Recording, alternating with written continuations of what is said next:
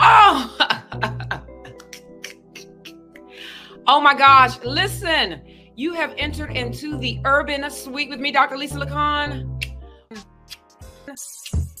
So I have natural hair. If I had more hair, I would pull it, but I don't have that much hair to pull.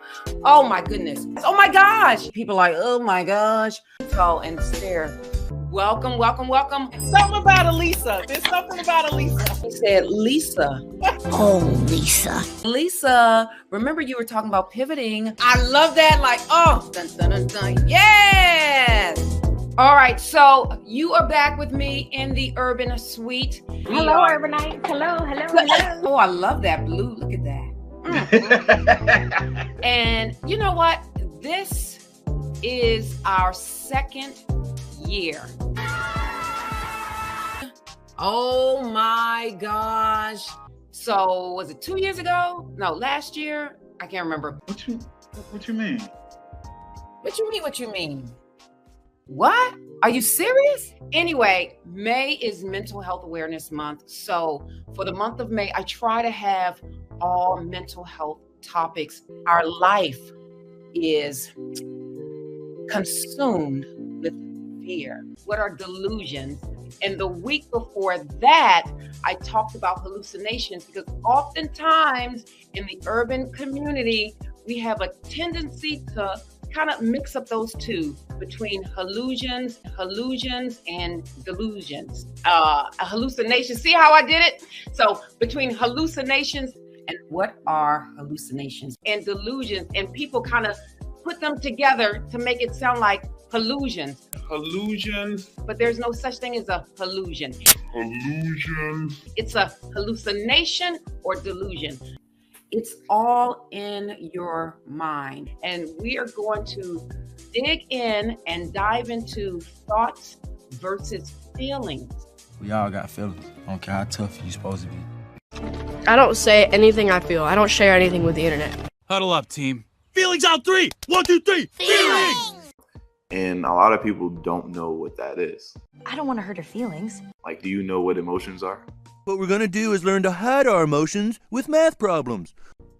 You asking me? I'm asking you. Me? Oh, yeah. Well, I think I do. I know what emotions are. Your feelings are not only forgivable, they are the very meaning of life that only pre-silicon carbon-based entities can ever grasp. Oh, what? Are you serious?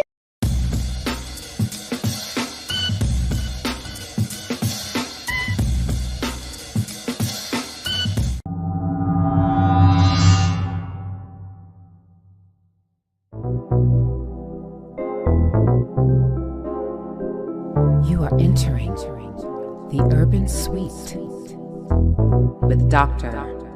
Lisa Lacan.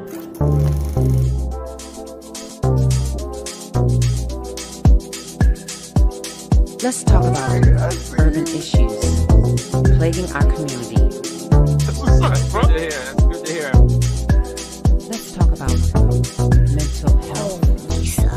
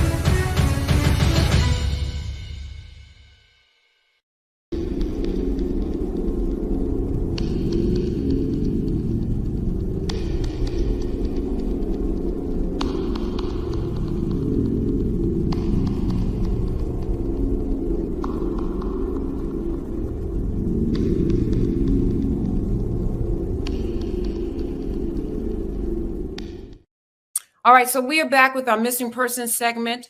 And tonight we are highlighting Mr. Bryant C. Harris. Listen, let's bring Mr. Bryant C. Harris home safe.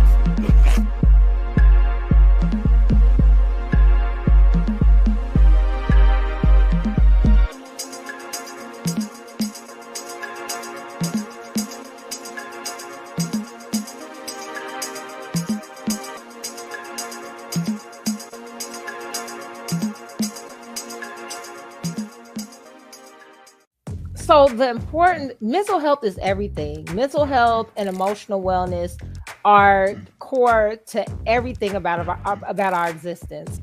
Peace, y'all. I'm Dr. Adia Winfrey, founder and creator of H.Y.P.E, Healing Young People Through Empowerment, the hip hop therapy curriculum. So mental health is key to everything. Mental health and emotional wellness are the foundation of everything. So it's very important with Mental Health Awareness Month that we understand and remind ourselves that taking time to check in with how we feel, taking time to rest, to drink water, to eat well, to get fresh air are all important things that keep us going physically, mentally, and just our quality of life in general. So mental health is so key and so crucial to everything that we do. And it's very important that we start that understanding at a young age and help our youth recognize that it's just a normal part of living in life and really putting time into our emotional wellness.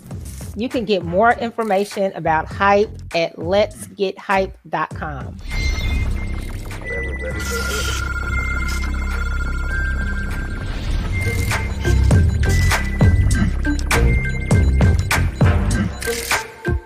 I have, it's called the Patient Health Questionnaire 9.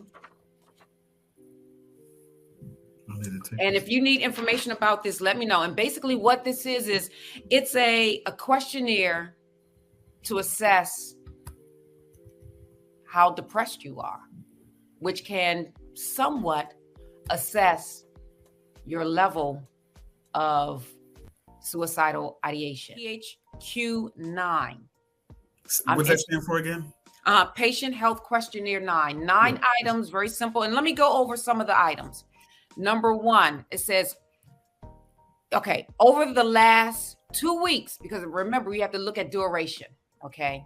It's not just one day or whatever. You have to look at duration. Over the last 2 weeks, how often have you been bothered by any of the following problems? And it's sort of like a Likert type scale, meaning the answers range from 0, not at all, to 3, nearly every day. So 1 is, number 1, little interest or pleasure in doing things. Number 2, feeling down, depressed, or hopeless. There's that hopelessness. Number 3, trouble falling or staying asleep or sleeping too much. It's about extremes also. Feeling tired or having little energy. Number 5, poor appetite or overeating.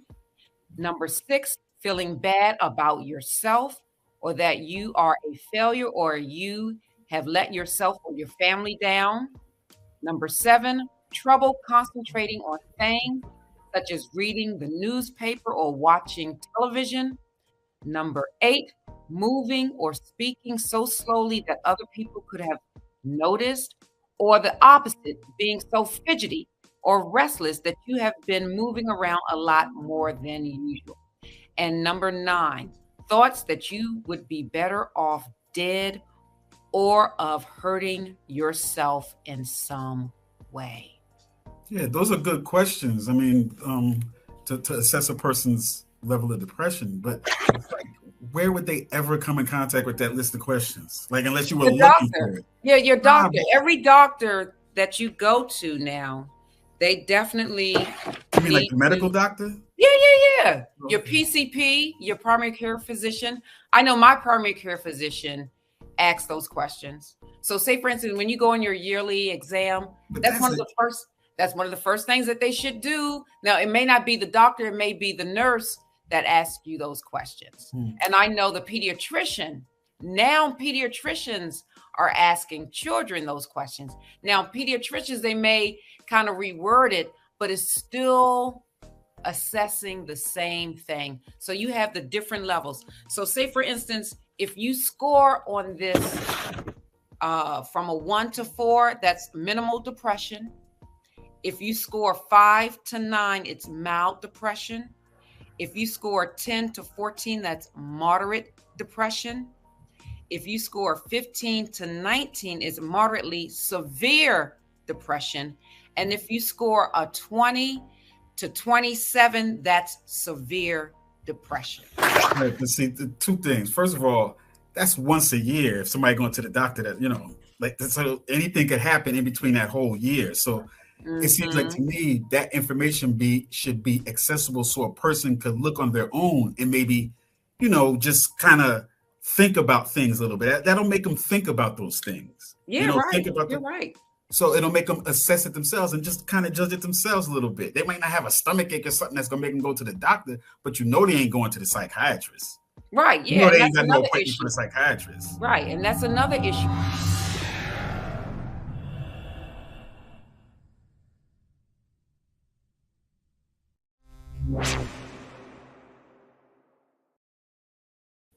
Peace, y'all. I'm Dr. Adia Winfrey, founder and creator of H.Y.P.E, Healing Young People Through Empowerment, the hip-hop therapy curriculum. Yes, I'm a doctor of psychology, and I created H.Y.P.E for my doctoral dissertation. And it's a curriculum that we have been using throughout the country, training mental health professionals and educators, as well as working with youth who've been involved in the juvenile corrections system, as well as just youth that are going through everyday life and creating programs for them using the H.Y.P.E curriculum. So H.Y.P.E is a 12-session curriculum that looks at the youth from a holistic perspective. So we look at past behaviors, things that they've done to maybe get in trouble, peer relationships, strong emotions, depression, anxiety. We also look at our families, trends in our families, traditions, and help the youth really take a real honest look at their lives and look at how oppression impacts all of these different elements of life. Once we've done that in the first 8 sessions, the last 4 are all focused on future-oriented thinking. So helping the young people take what their life has been thus far, create goals, and come up with a plan and strategy for the next 5 years. So it's a curriculum that integrates rap music into each of the 12 sessions. It also, again, integrates discussions about oppression and how oppression impacts so many aspects of our lives. Now, these 12 sessions, are they for individual students or for groups? Like a group therapy? The curriculum was made as a group therapy curriculum, but it's also been used as a technique in individual therapy as well. Okay. Now, will this take place in the school? It outside has. Of school? It's been both. We've actually partnered with school systems throughout the country with the curriculum, as well as after-school programs such as the Boys and Girls Clubs, YMCAs, and many housing authorities have also used the curriculum. So it's been done in both settings, as well as within juvenile corrections facilities. They've used them with young people throughout the country. Okay. Now, tell me a little bit about the 12 steps that they go through, and how do you incorporate hip hop in that? So in the beginning, we start out with where the youth have been. Now, when I developed the curriculum, it was designed for young people who are involved in corrections, so juvenile corrections. So, we really focus on behaviors that lead kids to get suspended, expelled, or maybe even arrested. We talk about the history of hip hop, where the culture came from, and helping them to see how young people were pivotal in creating what we know as hip hop today. We include rap songs, pre-select the rap songs in each of these various sessions. So again, we start out with the behaviors that have gotten them in trouble. We move into understanding what strong emotions are. We talk a lot about anger because often young people will say, you know, they have anger management issues, but that is very broad, and anger has many different sources. So instead of just focusing on the word anger, we look more deeply at what are the sources of anger. And again, talking about how oppression and racism and just injustice in general can impact our strong emotions. And that is sessions 2 and 3. Session 4, we move into talking exclusively about race and how race has impacted lives throughout the centuries in this country.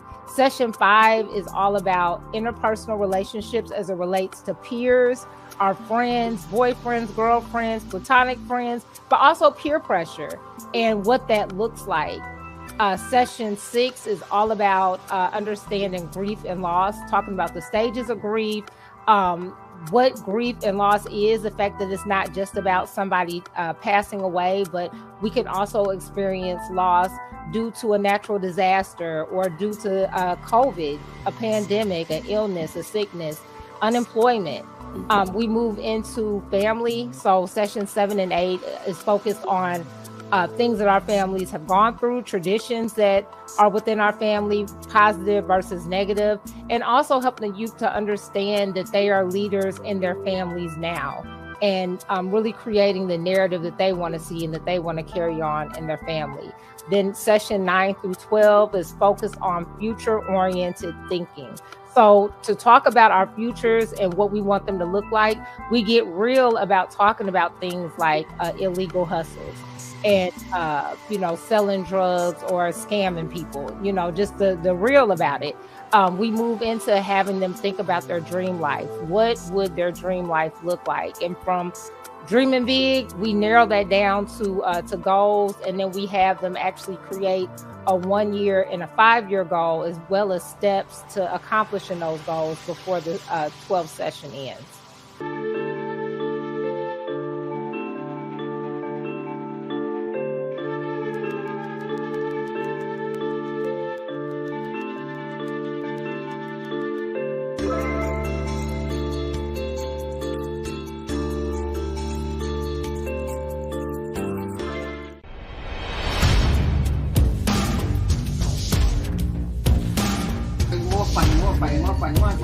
And it's like, oh my gosh, and then the thing is, it's suited just for you. Whatever you watch, that's what it knows. The algorithm is suited just for Lisa. It's like a fingerprint. Your TikTok is going to be totally different than mine. Yours is going to be totally different. It's a whole like, oh my gosh, it's incredible.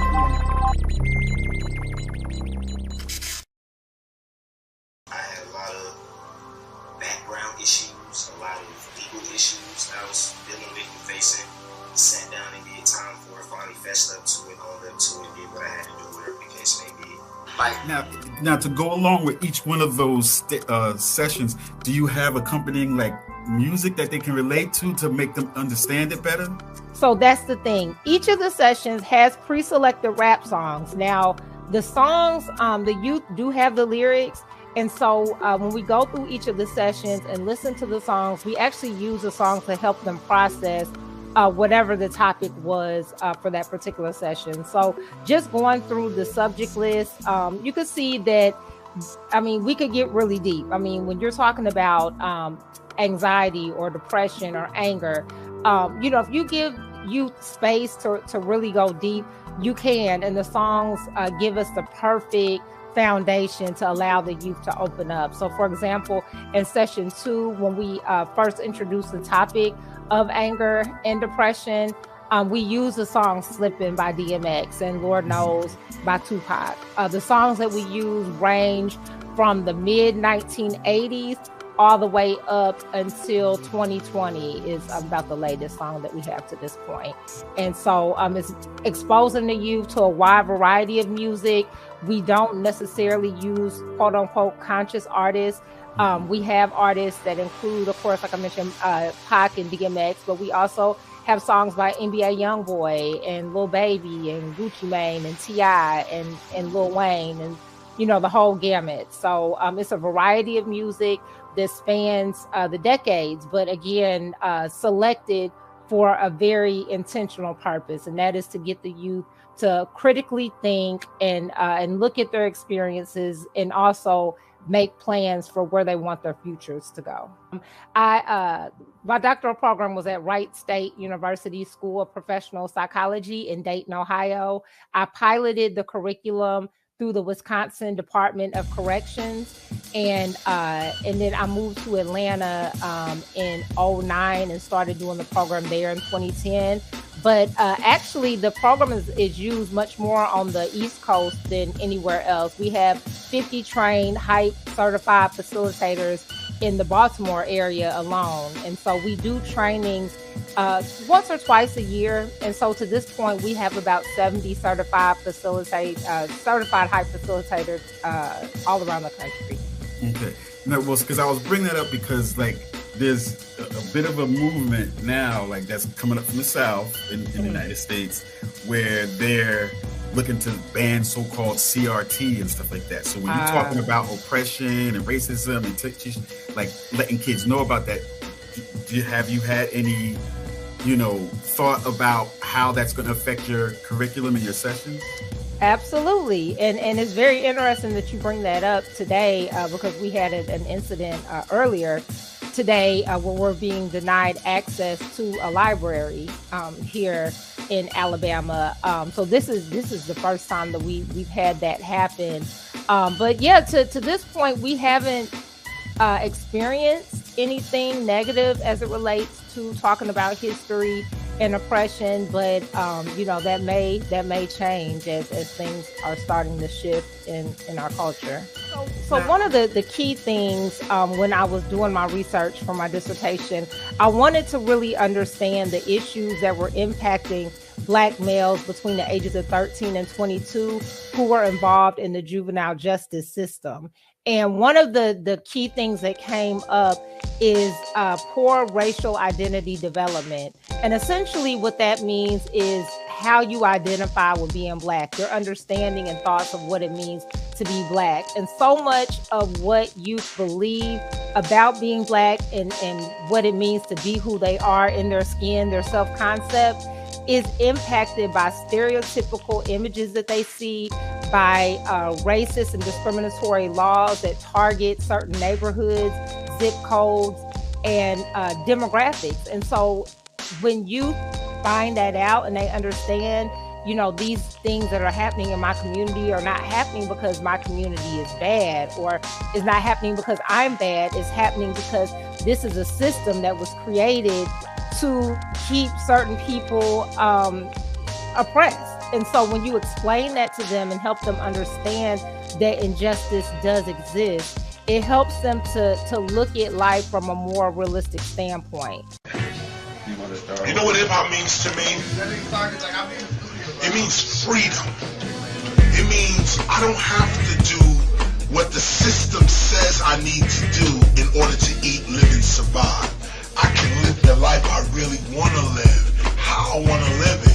That's where hip-hop was originally. And because of racism and prejudice, we got pushed into art. We got pushed into Blacks can only do entertainment and sports. So hip-hop was confined to art. So that's why you got breaking, MC, and so on. But the people who made breakdancing, MCing, that was a mind state that was like, yo, we could do anything out here. Melly Mel said, broken glass everywhere. People pissing on the station like they just don't care. I can't take the noise. I can't. Now look, he described the area of the Bronx that he was in. Okay?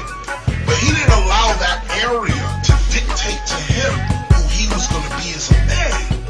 And that's what hip-hop started with. They had our parents face down on the ground. We little kids looking at this like, how we going to get past these cops? Black Panthers already got diffused by the 70s, but they was our only hope against the police. So here comes Cool Herc. Here comes Africa Bambaataa. Here comes Coke Rock, Pebbly Pooh. Here comes other dudes like, oh man, here comes a slew of people that get this. Psychically, we all agree and feel the same pain. psychically. Nobody wrote this down. Nobody advertised it on television. Nobody said none of this. It's just all of a sudden you look at me, I look at you. We both know who we are, and we both know where we stand. Case in point, when we're talking about grief and loss, and we're talking about our family, something that consistently comes up is the high rate of incarceration and how abandonment impacts our communities, because so many men are incarcerated, so many Black men.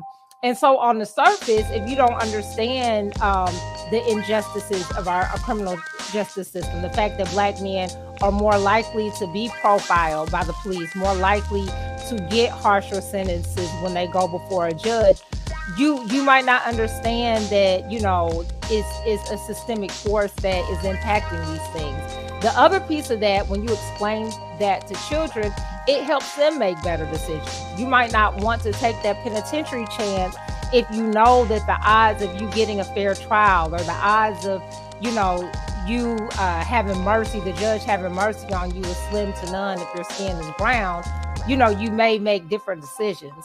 The other thing is that we want to train up our youth to be the leaders of today. And in order to do that, we definitely see the utility of showing them the youth of yesteryear, and the fact that these youth were leaders in their time. And so it's a threefold approach to using why we include oppression in the H.Y.P.E curriculum. The other thing I would say about that too is, when I wrote the curriculum, I started working on it in 2003. I defended my dissertation in 2007 and piloted the curriculum in 2008. In 2008, we had a Black president. You know, people didn't understand why. They were like, why would you feel like you need to talk about oppression? There's no such thing as oppression. Fast forward to 2023, and we're seeing things that, you know, I didn't expect to see in my lifetime, you know, things and trials that our ancestors went through that we're having to relive again. So again, it's important to keep these things, these conversations alive, and helping our youth to understand that this fight towards freedom and keeping our democracy is an ongoing thing. Right. Now, the youth today have been exposed to a lot of the, you know, the music that we have today. Now, we're older, so we saw how it was back in the conscious era and stuff like that. Now, do you think are they able to relate to some of that music, even though it's before their time? Actually, they are, and it's really amazing. In 2019, we did a group with teenagers because we wanted to update the song list. And so we wanted to get songs that they felt were good to speak to the different topics. And so we have updated the song list. And so we do have some newer songs with newer artists, but some of the songs just stuck, like the Slippin' by DMX. Consistently, that is like one of the children's favorite songs, the young people's favorite songs when we do the curriculum. A lot of the songs by Pac that we use consistently, the youth really relate to them. And again, what I remind particularly the facilitators, because a lot of times when people go through our H.Y.P.E training, they ask that, like, you know, well, why are we playing just, you know, some of these older songs? But this isn't a party, you know, this isn't a turn-up session. This is, we're using these songs for a reason. And so when the youth have the lyrics in front of them, and there are specific lines in different songs that say things that are going to garner a particular discussion, we leave them in there. So surprisingly, the youth really can relate to a lot of the songs, and some of them become fans of the old school artists. The H.Y.P.E movement, like, it's a great program for little kids, any kind of kid, big kid, older kid, and everybody can come. First time I came, she started talking, and then, like, about the H.Y.P.E and stuff, and then I just started liking it, and I came back. Right, and like, what ages do you deal with? So the curriculum was designed for young people between the ages of 13 and 22. We have used the curriculum with youth as young as 8 years old. And so it just, you know, really depends on the setting and in the context. But yeah, at this point, we pretty much have looked at the whole spectrum of childhood. And the other thing about the curriculum, it was designed for youth who were involved in juvenile corrections, but we've used the curriculum with youth who are on the right track and not getting in trouble. We're also using the curriculum with girls as well as boys, and so that was my next question. The curriculum is not just for boys; it's also for girls, because obviously youth, whether boy, girls, how old they are, and whether they're actually acting out and getting into trouble, they still might be having issues dealing with mental health. Exactly. So how like some of those topics, like you talked about grief and stuff like that they might not act out, but they still need to address those kind of issues. So are the parents and stuff, like, do they have to sign off and let the kid be a part of the curriculum, or can the teachers implement it? It just depends on the setting. Usually, if it is in the after school setting, the parents typically have already signed off on, whatever that setting requires. Within the school system, is pretty much the same way. But yeah, you're spot on. Youth across the gamut. I mean, it's just life. We grow up and we have experiences. And even the first session where we talk about behaviors that have gotten you in trouble, when we work with the good kids that go through the curriculum, they've still done things that have gotten them in trouble, or maybe they just haven't gotten caught. And that's the other thing that's really great about the curriculum. It really forces the youth and the young adults who go through it to take an honest look at themselves and to be honest about where they are and where they want to go. Because like you said, all the youth, no matter if they're on a roll or currently incarcerated, they all have a story to tell, and they've all had life experiences, especially the last couple years with everything that people have been going through. Well, if I can go out and toot my own horn, H.Y.P.E has always been ahead of its time. In 2014, we actually partnered with blackdoctor.com to make H.Y.P.E virtual. And so we actually did the curriculum virtually starting in 2014 to make it more accessible to children. And at that time, the school systems were telling me, well, we can't do virtual. How are the kids going to be able to use things online and computers? And so we actually, back then we used to use a platform called thru that the young people use for video conferencing. Back in the day. So we've always implemented virtual in different capacities, whether it was the young people individually, like how we use Zoom now, whether we did it like that, or whether we did it where the youth were in a classroom setting all together on camera, and then I would be in a different place. So we've always, well, not always, but since 2014, we've had a virtual component as an option. And they're more used to that now anyway. Look, this is the norm. Yeah. That's normal.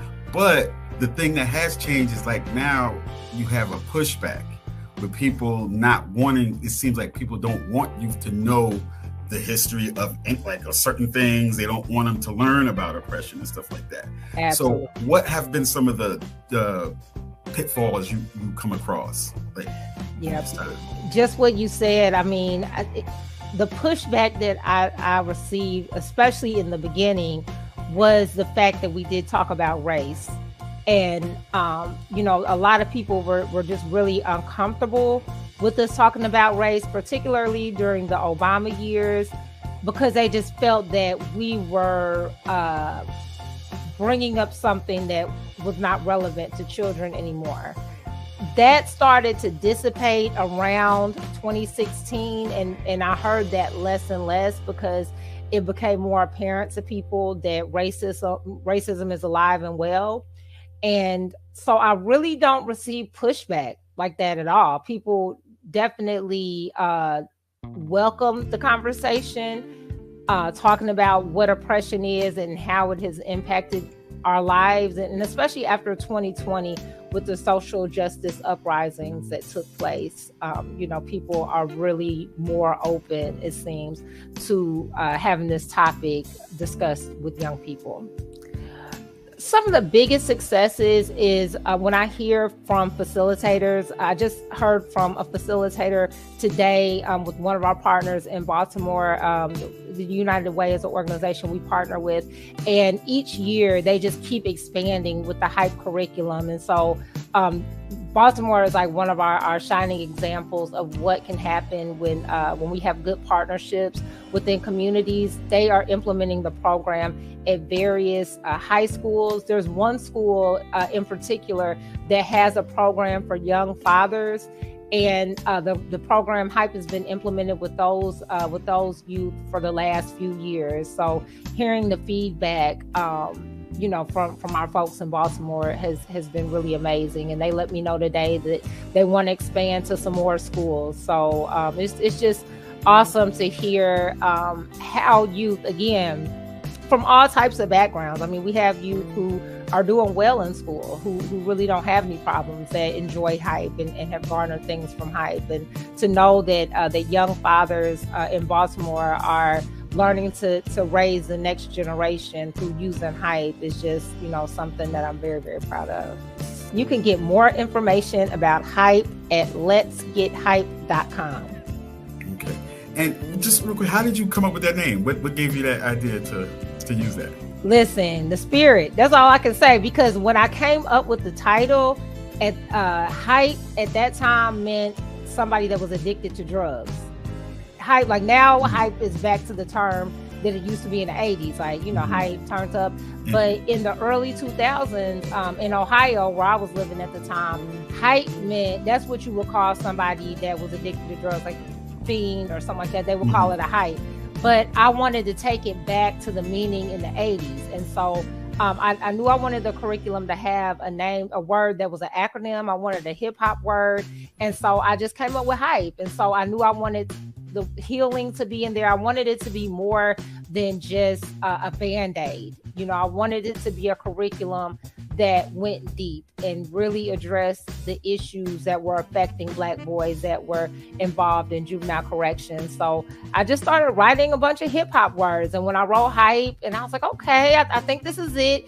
And I came up with it, and the kids shot it down. Like, Miss McClellan, that means an adult fiend. Like, how you on that shit, bro? They didn't out get here. it. Actually, it didn't have that connotation in Jersey. Like, we never. Yeah, it never did.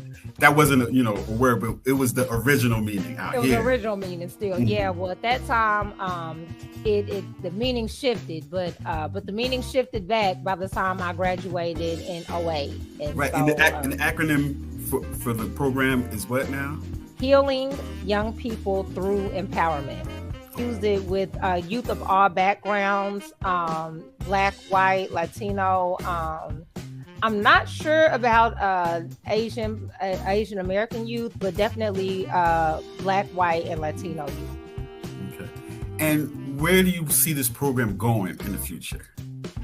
I see the program being used more widely within even more schools. Again, we've used the curriculum in schools in the Midwest, in the South, and the East Coast, and I would love to expand even more. We have facilitators in Washington State, Oregon, Kentucky, Tennessee, a ton of them in Baltimore, Georgia, and I would just like to continue to see that number grow and continue to have youth go through the curriculum and see how they can be leaders now and really craft the life that they want to live in the future.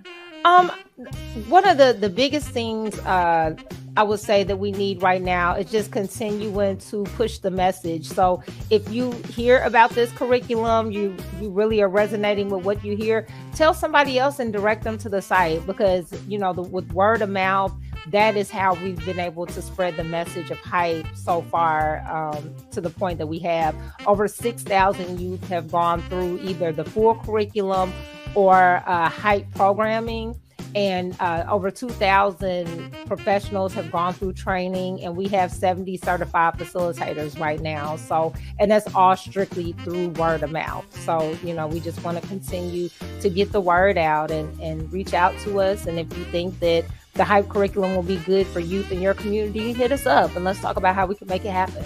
All right, and the best way to get in contact with you would be what? letsgethype.com. You can go to the website and fill out the form, and someone will get back with you. So that's always the best way to get with us. letsgethype.com.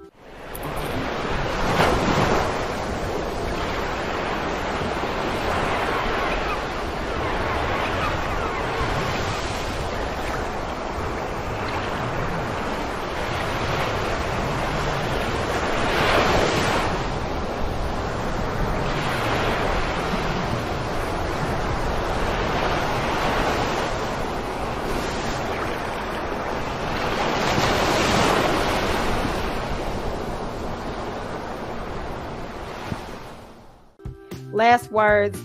Follow your passion, use your gifts for the good of everyone, and let's make the world a better place. All right. Thank you. Thank you. Peace.